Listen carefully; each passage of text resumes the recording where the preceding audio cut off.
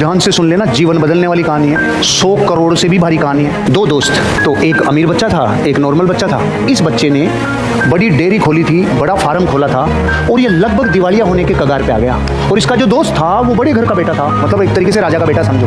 तो इसकी पत्नी ने बोला, अजी सुनो, आप कहते थे इतने सालों से कि आपका एक अमीर दोस्त था, तो चलो अपन उससे मदद लेने चलते हैं। तो ये इसकी पत्नी और बच्चे चल पड़े। ये गए, गेट कीपर को बोला कि वो दोस्त जो इतने साल पहले साथ पढ़ता था वो आया है। आते ही उसका दिल खोल के स्वागत किया दोस्त का और बाहों में भर लिया। दोस्त, इतने वर्षों बाद तो आया है, तेरे पूरे परिवार का स्वागत है, मेहमान नवाजी की जाए, बहुत मान सम्मान किया जाए, सेवा की जाए, आप आराम करो। खाना पीना किया, रेस्ट करवाया कि सुबह बात करेंगे। सुबह दोस्त आया, दोस्त ने आते ही अपनी पूरी विक्टिम मोड चालू किया।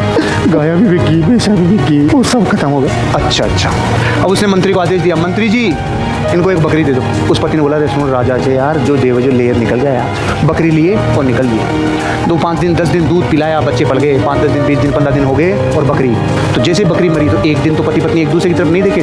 साला इतना बड़ा राजा मेरे को बकरी देके भी जाता, दिमाग खराब है यार तो। लेकिन 3-4 दिन बाद जाग आ गए वापस कि चलो चलते हैं, अब की बार देखते हैं, अब की बार थोड़ा सही देना चाहिए। वो गया, वैसे ही स्वागत हुआ, रात को विश्राम हुआ और सुबह 10:15 बजे वापस बकरी भी मर गई। राजा ने बोला, चिंता मत करो, बिल्कुल भी कोई चिंता करने की जरूरत नहीं है, मंत्री जी बकरी दे दो। तो राजा का आदेश कोई टाल सकता है क्या? शांति से बकरी लेके 5 दिन दूध पिए, 10 दिन दूध पिए, 15 दिन दूध पिए बकरी।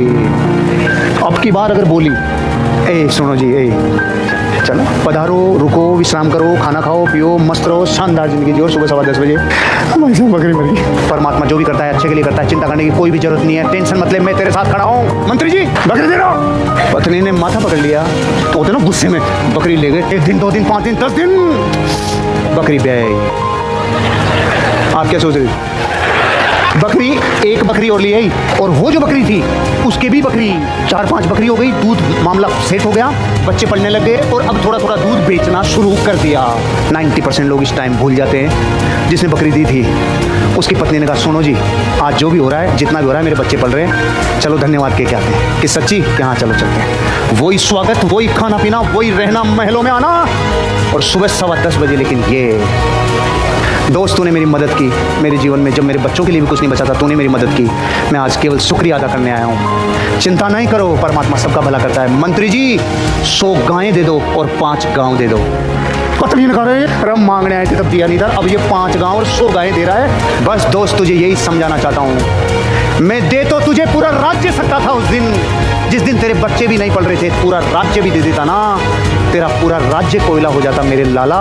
मैंने तुझे सिर्फ इसलिए बकरी दी थी क्योंकि तेरी बकरी मरने का टाइम चल रहा था। अब तेरी बकरी ब्याई, तेरे लिए राज्य कुर्बान है, तेरे को भाग्य के लिए रोना नहीं है, तेरे साथ मैं खड़ा हूं।